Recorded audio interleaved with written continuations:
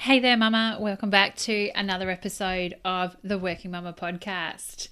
Have you noticed that after you had a child, that your relationship with your partner has changed? Well, if you've actually gone through this, please know you aren't alone. Fun fact, about 2/3 of couples find the quality of their relationship declines within 3 years of having a baby. So this week on the podcast, I'm speaking with Laura Press, who is a specialist online results-orientated marriage and relationship counsellor. She has 3 little ones of her own and has a really interesting career path on how she then became a relationship counsellor today. Today's episode is brought to you by the Working Mama Village, your online community support and resources to help you thrive as a working mum. And as always, I would really love if you would be able to share this podcast with a fellow working mum, and if you would be able to leave a rating and review on the Apple Podcast app. That would be absolutely amazing.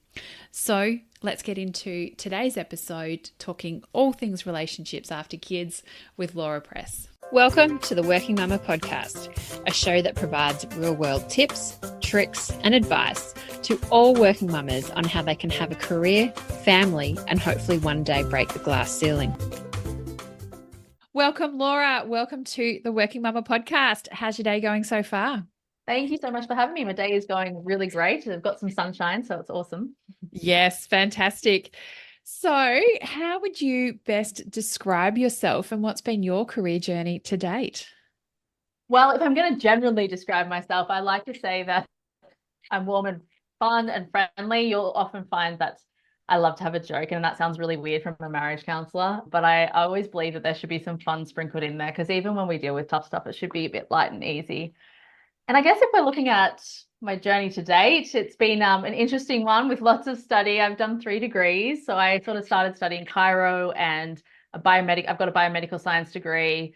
And then I became a qualified teacher. And then I did my master's in guidance, education, counseling and careers. And I guess those things seem really disjointed, but to be honest, putting them all together to help couples has actually been really phenomenally easy, because I have the background with the biomedical science to, talk about what's happening at a physiological level for couples, and also working with other health professionals if needed, which makes their situation and transition and their change process so much easier because of the understanding. So it's been a good, big, full journey. Wow. I mean, I just heard you say chiro to teacher to counselling. Yes. That's definitely a journey. So, wow, Yeah. that's exciting. So, as you said, you're a relationship counselor now. And so that's what we're going to talk about today. And there's so much to unpack there. Let's just start from the top. It's a really big topic about relationships and things like that. But how do kids impact our relationship, when they come along? Because I know some people will say, I'm going to have a kid or a child to help my marriage. And I know from personal experience, having a child can also be a massive strain on a relationship. So how do these kids, how's the dynamics go when kids come along? Well, firstly, I can't help but comment on, please don't have a child to save your marriage. Definitely do the work first, because it's a lot more work once you have children. And like when I say work, I mean, sometimes it can be fun, difficult, and challenging work. It really does depend. But obviously, you guys have your rhythm as a couple before they come along. And as we know, kids change very quickly.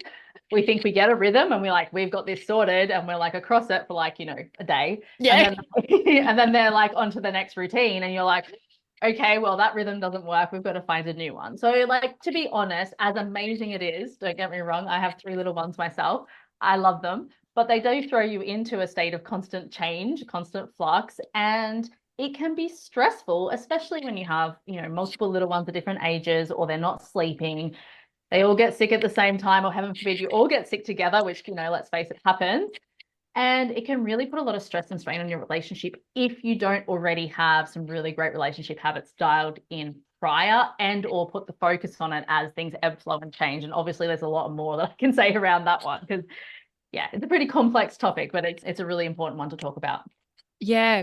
So just on that, what are those relationship habits? Because as you said, kids come along, and even if the different stages, I know personally bringing a baby home with child number one, we had a NICU experience, but then that Mm. actually brought us together, I have to say. But then also Good. then when you're the one up in the middle of the night, it's not fantastic. No. And I chose to breastfeed. So you're Mhm. up there, at the beck and call. But then as kids get older, it's also conversations between logistics and things like that. So there's so much in that of even, Mhm. as you said, the different stages. So what are those relationship habits and those foundations? And if you've already got kids, how can we go back to probably identifying some of those habits? Absolutely. So like if we look at like the easiest ones to get into place or the ones when you've got the newborns and it's the trickiest phase, right?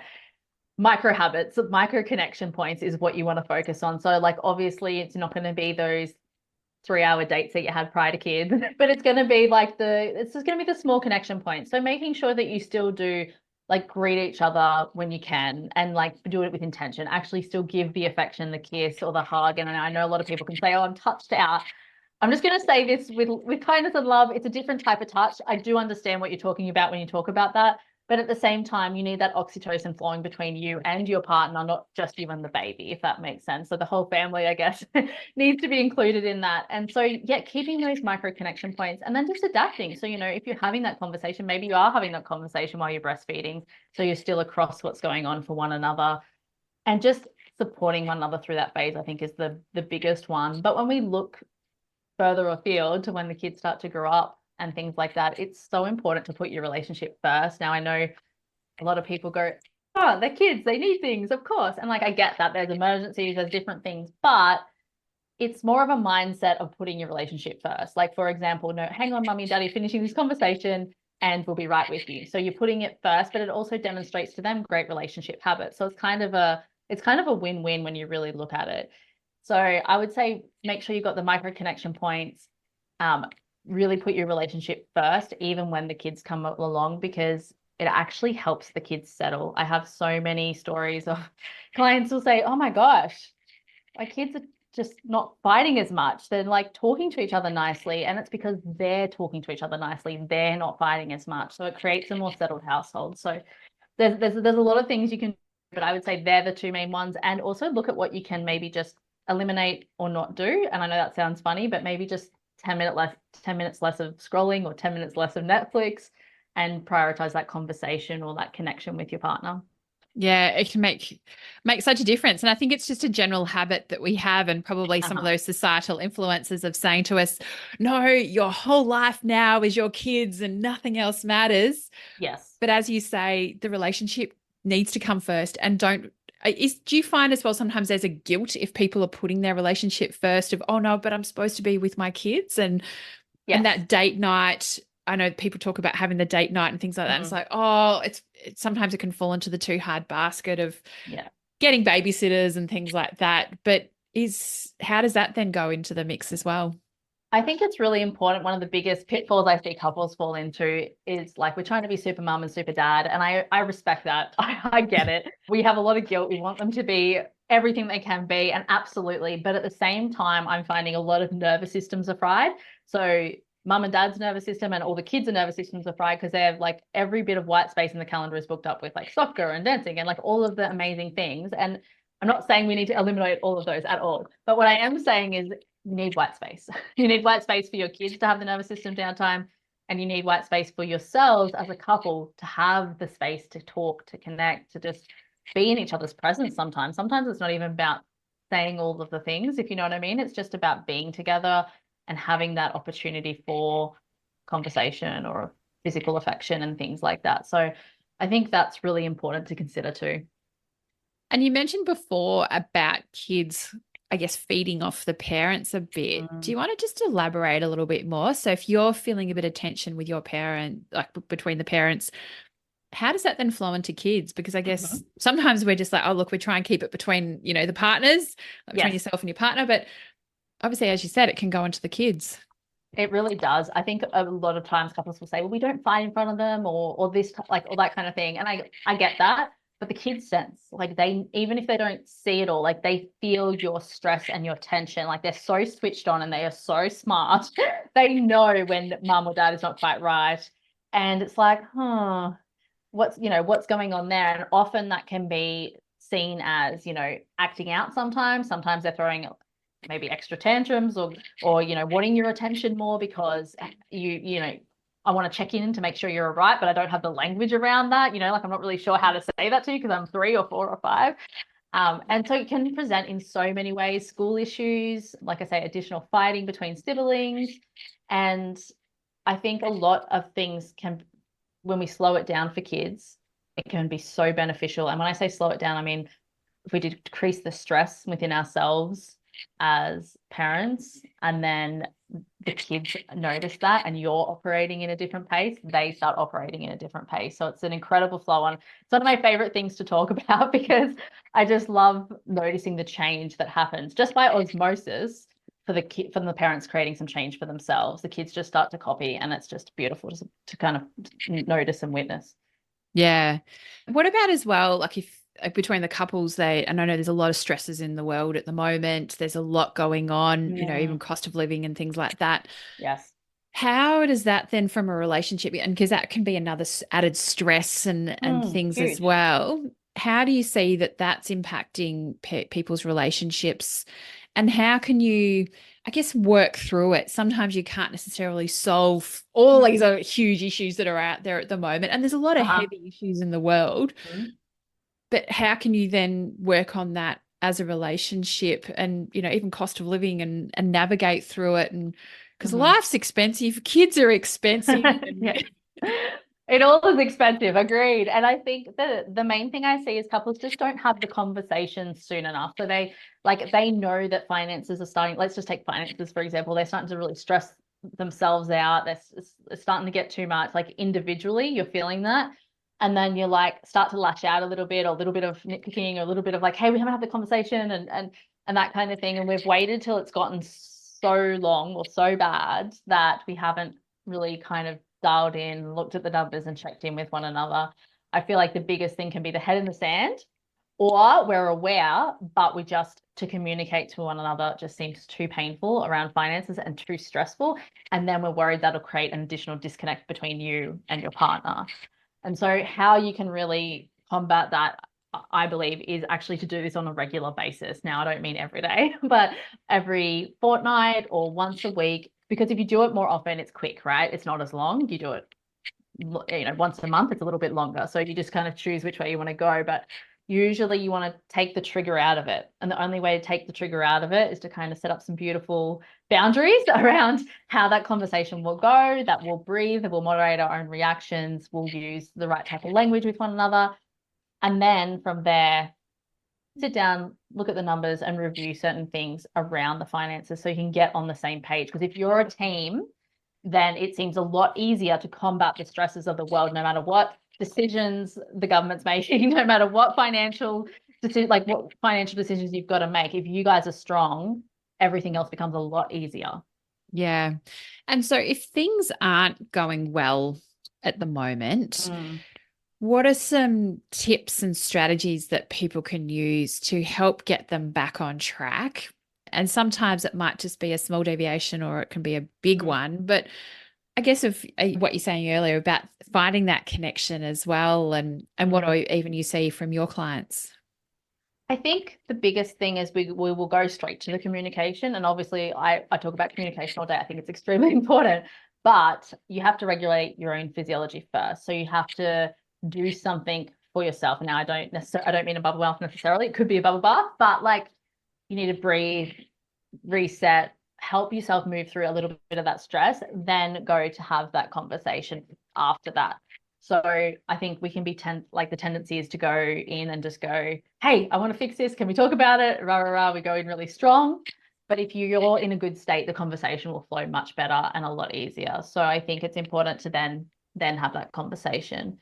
And sometimes it can be literally a long hug that can keep you reconnected. Because if you actually have an extended hug, oxytocin's released and you've got that dopamine hit, you feel good. So you've got the love and bonding hormone and the feel good hormone. And that's just enough to also set your conversation up for success. So that's another important tip to use as well. That's really easy, right? And what happens if you've done the work, but your partner may not be doing the same work as well? Yeah, 100%. And so there's a couple of options. It really depends on where you're at. One of them, as I always say, is that you're always your own gatekeeper or your own police, not theirs. They're adults. They obviously sometimes could need help and guidance, and they could ask for that, and that's a different kettle of fish. But if they're not kind of in that camp right now, focus on what you can do and what you can affect. You can never control, obviously, what the other person's going to do, but you could suggest to, hey, let's do some deep breathing together. I'd like to have a conversation with you. I know this is a pretty stressful, triggering topic. Do you think we could do this prior just to see if we can set this up for success? And when you talk about it, it's really important you talk about yourself. Don't say you. So you use I language, like I feel, I need, I'm thinking, not you did. Why didn't you do this? Because they get very defensive and it's not received well, right? So it's a big tip. Actually, it's so simple, but it's actually a huge tip to use I language. Makes such a big thing of, and I think it's so many times, and I think it's where it also comes back to, I don't know how much it comes up of the mental load and that exhaustion of mums. You feel like you're doing it all. Like, Yes. I sound guilty this morning. My husband was looking through his phone for something, and I'm like, you don't take enough photos of the boys, and you don't. And I'm like, so I'm listening to you talk, and I'm like, that was me this morning. Just we all do it. Look, we all do it because we default, right? Like, you didn't take the rubbish out, right? Instead of, oh, I'm feeling really unsupported because you didn't take the rubbish out. It's actually just a relearning and a retraining, and we all default back at times, but it's just to keep that front of mind when you can. We all just do our best, right? We're all imperfectly wonderful. Yeah.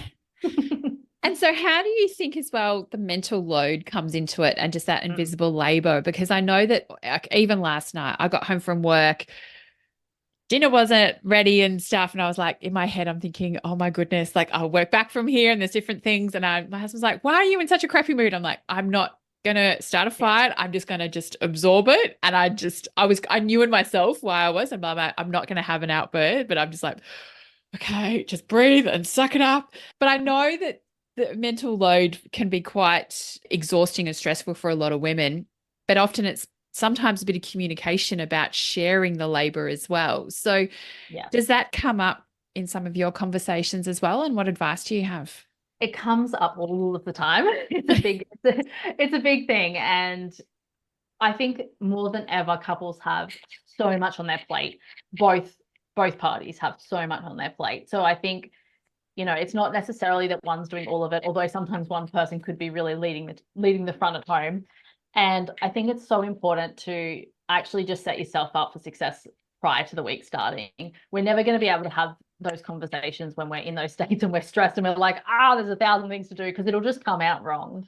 And so sometimes this simple question, it's such a great question, is literally just to sit down, say Sunday, have your drinks or whatever, nice drink, and just say, how can I support you best this week? And have that conversation together, and the best thing usually as well is to go through the calendar of what's coming up. So, the moving parts. Often what happens is just not communicated. We think that the other person knows. We assume that they know what we do, that we assume they understand the mental load of what's going on.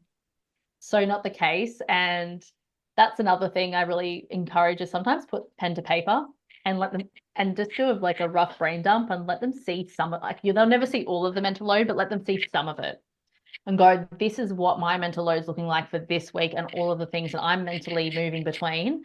And you can do the exercise next to each other, get them to do theirs, you do yours, and share and have that conversation, because shared understanding is one of the best ways to start shifting that mental load. It's not the whole thing, but it's the best way to start it. Yeah, and that communication understanding is such a big thing to also help couples work through it, because there's so much that's going on, and sometimes you're thinking, can't you just read my mind? And it's just so obvious with some things, and you're like, why don't you get it? But I don't know. Yeah. But nature versus nurture, men and women are wired differently. So yeah. It's interesting. I've actually had some partners also say, oh, I like, and they felt embarrassed. They're like, I actually don't know how to do that to the standard that you want, or I don't know how to actually like coordinate all of that. And so once you have these conversations, it can be really great and eye-opening, because you can be like, well, let's sit down and like either we do it together once, or we write it down, or then you can get things in place, because sometimes they're actually embarrassed to be like, I want to help, I just actually don't know how to jump in there and take it away from you, sort of thing. Yeah. Yeah.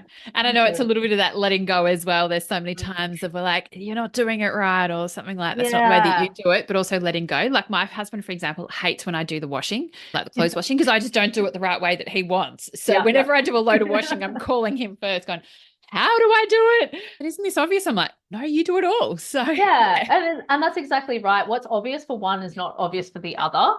And so I think that's really important because assumptions is a big one that'll either create fights or kind of kill a relationship. I know it sounds dramatic, but it can create massive issues. Yeah. And throughout the different phases of parenting, about what we spoke about earlier, do you see that there are some common themes or challenges that people have at those phases? Obviously, newborn is going to be a little bit different to toddler, and then even different again to the different Yeah. phases. So, I yeah. think I think you definitely go through different phases. I mean, and different challenges. Obviously, it's the sleep deprivation in the beginning, it's the change of routine, it's finding the new structure and the new normal between all of you and how that ebbs and flows and how that looks and whose responsibility it is to do XYZ because it's not always clear cut. Especially, if you're bottle feeding and things like that, where you both can really be taking turns, that's different again. And so then I find so there's usually that as a big stress. The lack of sleep deprivation can cause a lot of communication issues and a lot of fights. And also the sharing of the load and the building resentment in that first phase can be pretty strong. I find as the kids get older, it can be over cramming the calendar and just running in 1,000 directions. You're sort of doing drop off and pick up and you're feeling like passing ships in the night. Like it's just like, I have no idea when we'll even have a chance to have a conversation or connect. And by the time we get to it, let's face it, I'm stuffed. I'm exhausted. I like intimacy. What? Like, you know what I mean? Yeah. You think that's gonna happen now? Like, I don't even know who I am right now. And so there's so much. And I think as they get older, I think we sort of transition into, okay, it does free up a bit of a time, especially if they're starting to drive. I think there's additional stresses there usually though of like, what are they doing? Where are they? What are they up to? Like, oh my gosh, I hope they're making good decisions. And so it's sort of a very different phase the older they get and different kind of stresses and worries. And then just being on the same page parenting wise is a big one pretty much throughout the whole time. Yeah. And you talk about the identity changing as well of individuals, and we know that women go through an identity shift called matrescence, and have that identity change, and even as parents the relationship changes. What happens if down the track, as you say, you're that ship's in the night and you're just busy, you go go go, probably not having that intimate just one-on-one time together, and kids might be a bit older and you go and you often hear those stories. You wake up and the couples are like, who are we? We've grown apart a bit and things. So probably two parts to that question. What do you do if that happens? And then also B, how can you try and avoid or take steps to ensure that that doesn't happen? Yeah, so I see a lot of couples in that phase where the kids are kind of grown up and they're like kind of left staring at each other like, not sure who you are. Yeah. Like, and then they try and reconnect. And sometimes there's like been a lot of past hurts they've never discussed, they've never talked about, they've never addressed. And so when they try and connect, there's a lot of barriers there, there's a lot of walls up. And so to be honest, if we kind of gotten to that point, it would be support is needed. So I would suggest counseling because usually there's been so much there. It's good to have someone to guide you through that process and to kind of get the right things in place that are specific for you. And I think to avoid that in general, it is to keep showing up for one another, prioritizing one another, keep dating one another, make each other the number one important person in your lives, and strongly lean on each other. So when there's a challenge with the kids, sometimes people can isolate, and because you don't agree necessarily on how maybe combat that challenge, they isolate, they get disconnect, and then they kind of further disconnect over time. So if you can remain a team around the kids, around finances, around the challenges that life throws you, let's face it, that happens. That's kind of how you stay connected and you don't end up in that position later on. And also I would say keep the micro connections, whether it's the challenging seasons or not. And when you've got a better season in your life, when there's a little bit more room to breathe, you try and have that quality time in there because it is so important that you just can't get around it. Yeah, so much, so much. It's certainly important in that way. Yes. And so, if people were to go down the path of counselling, do you want Mm, to just talk people through what it is? Because it's also about debunking some of that. And it's not also yeah. going to counselling when, things are at almost end stage, No. but you can also do it as preventative as well, a little bit as well. So, yeah, Yeah. just want to just debunk about what is counselling as well. Say, so a Yeah. relationship counsellor.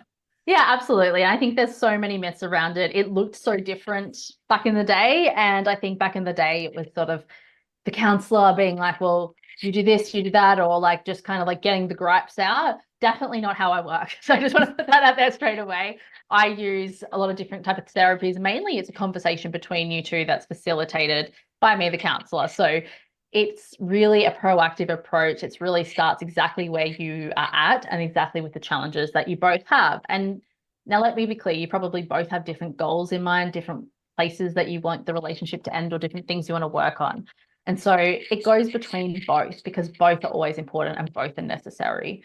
And so I think that's important to know. I think it's also important to know that there is an education element, but it's never like you do this.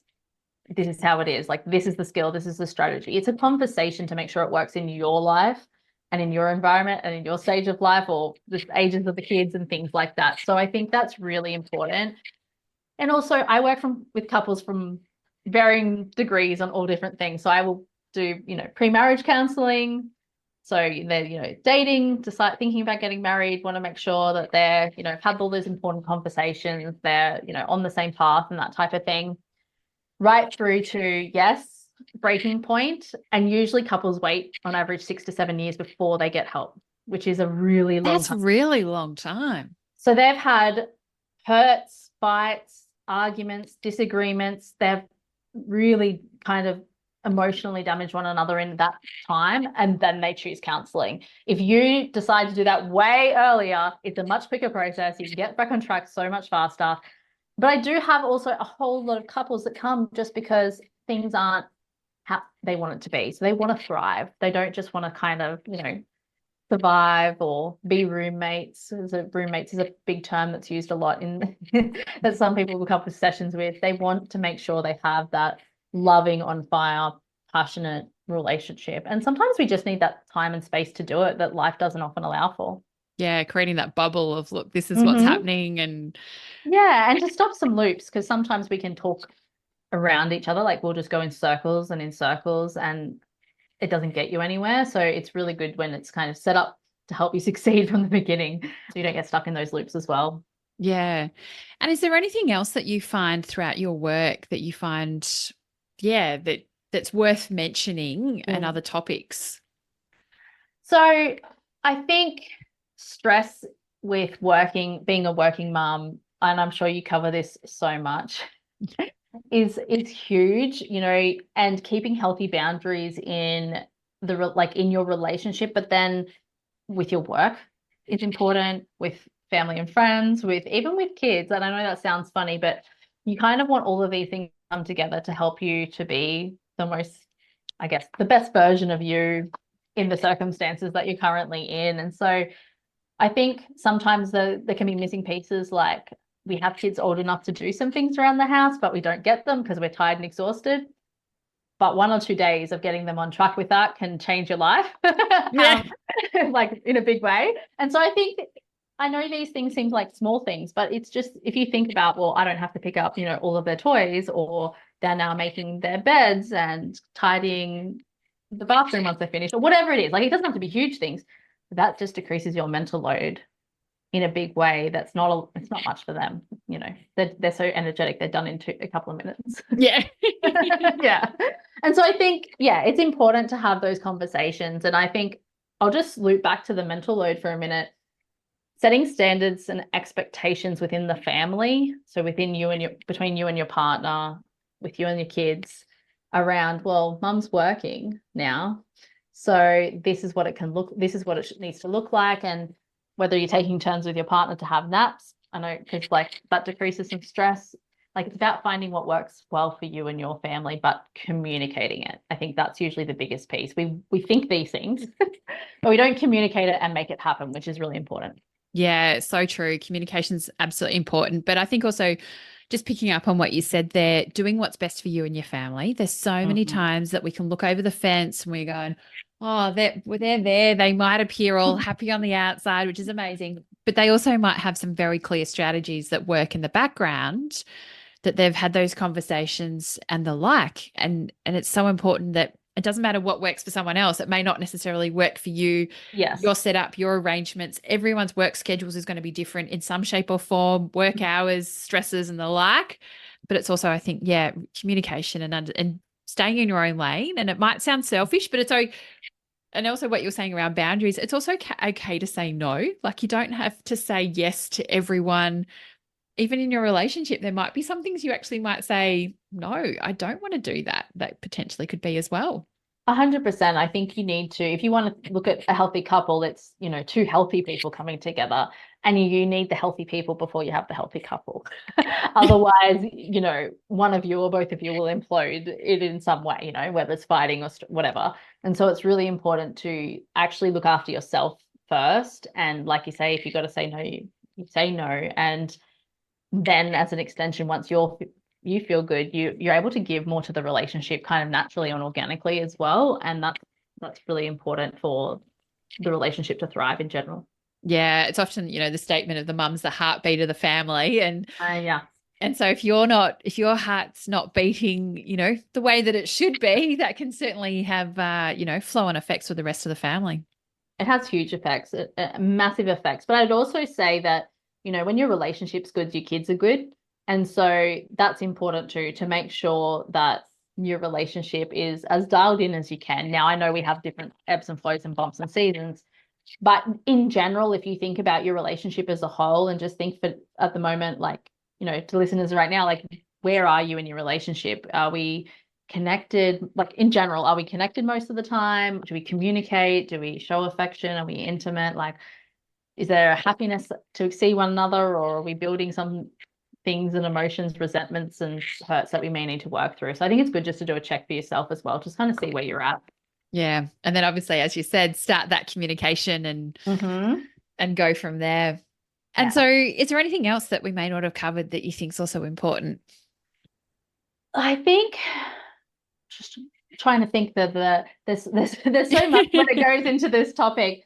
I think supporting one another through the changes, the ebbs and flows, and breathing and pausing. I know that sounds like a funny and counteractive because we're very much in this go, go, go mode when we're working. But I think sometimes that breathing and pausing for ourselves and then bouncing that support off one another and talking about what that looks like in your family specifically, and how, like, I think it's great if couples can say to each other, like, the one thing that would mean a lot to me this week is if you could do or be XYZ, and do it both ways, right?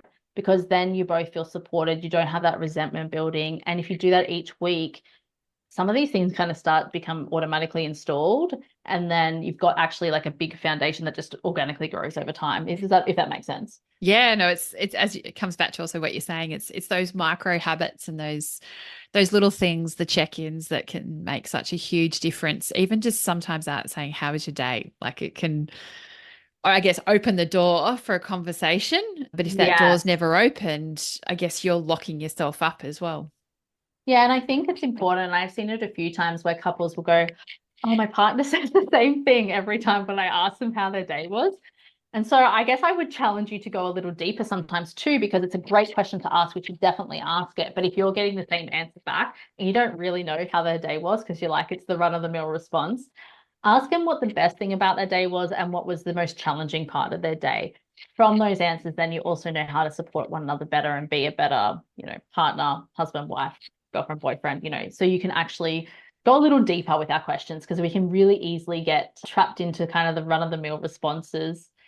And I think I'd also say conflict in couples is a big issue with, both of you running out the door, trying to get kids ready for school. It can cause a lot of issues. And so I thought I'd just share a quick tip around that, is you want to use some examples, some repair statements. The reason you use that is you may not have time to fully sit down and like unpack it and talk about all the things. Let's face it, life doesn't work like that.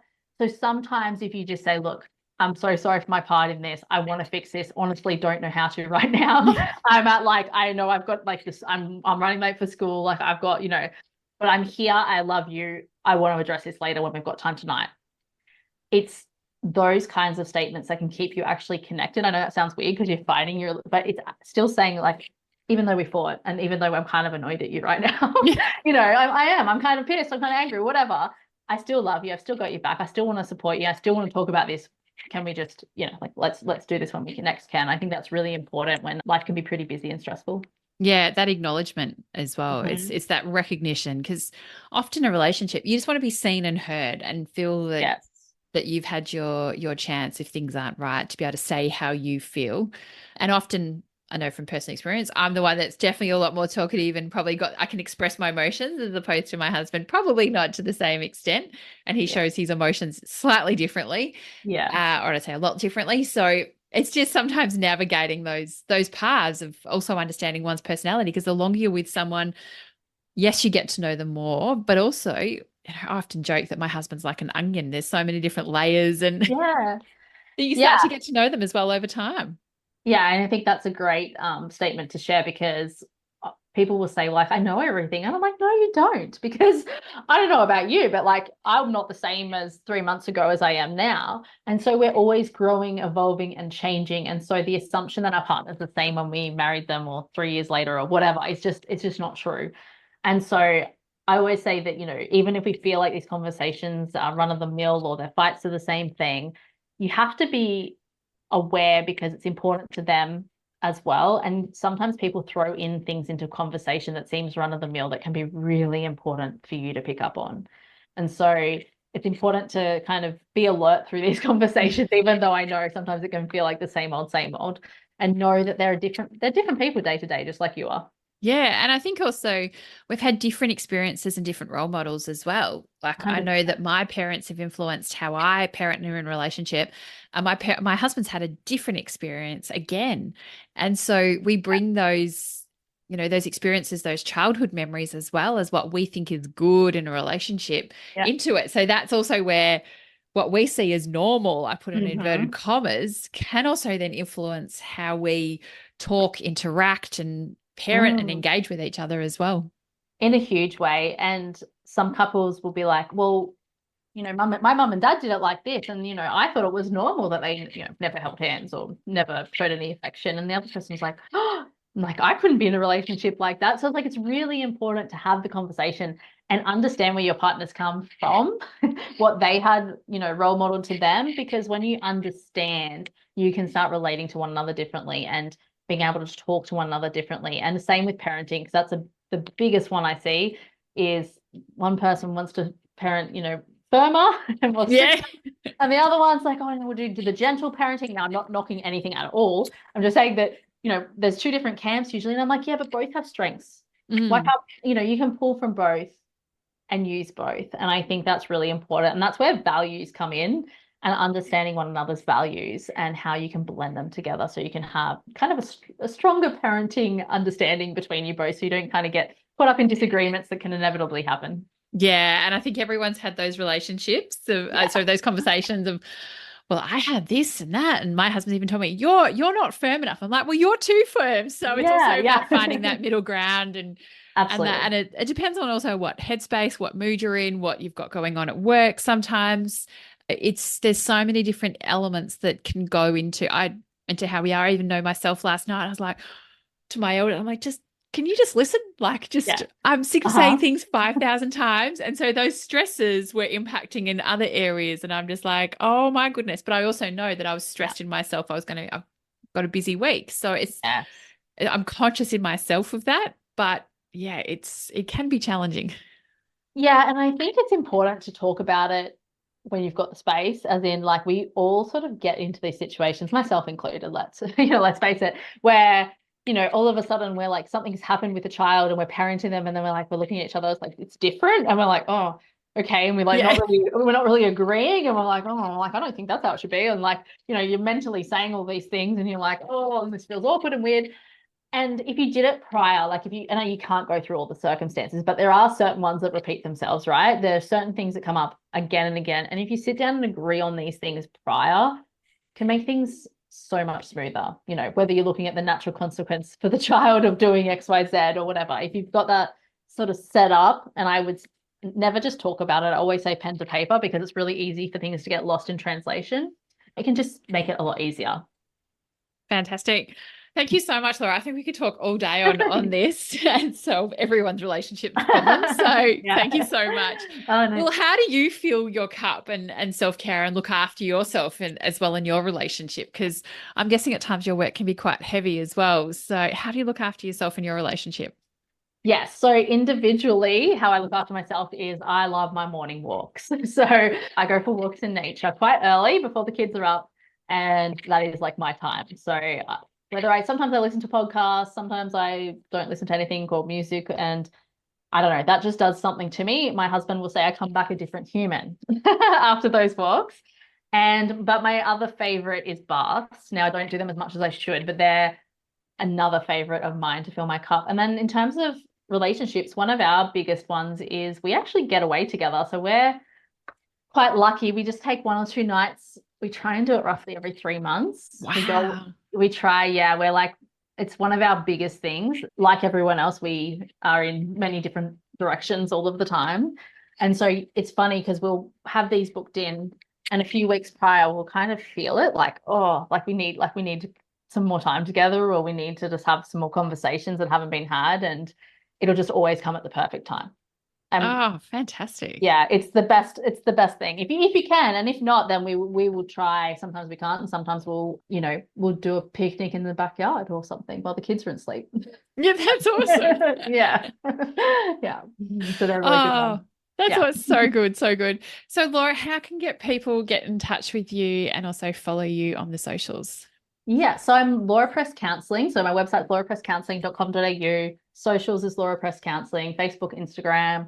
And there's free resources on my website as well. So, there's an ebook around how you can reconnect with your partner, so many practical ways that you can go do for free. So there's a really good one, communication script as well. So there's a lot of free resources there to support you too.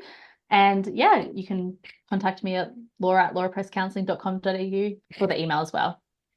Fantastic. Well, thank you so much, Laura, for such an insightful and I'd say also positive, helpful chat around this, which can sometimes be quite an icky topic to work through. So thank you so much for also demystifying a lot of this. But as you said, it really comes back down to communication, connection, and putting your relationship first and not forgetting your partner. So thank you so much. Really appreciate it. Oh, no, thank you for having me. It was great. I really enjoyed the conversation. Thank you for listening to the Working Mama podcast. Subscribe to the podcast on iTunes, Spotify, or your favorite podcast catcher. Please also feel free to contact me on any of the Working Mama social channels. Remember, Mama is MUMMA, or website www.workingmama.com.au. I would appreciate you to share this podcast with friends and colleagues, especially those that are parents managing the juggle. And I would really appreciate if you had to take the time out to leave a review of the podcast. Thank you, and see you next time. Have a great week.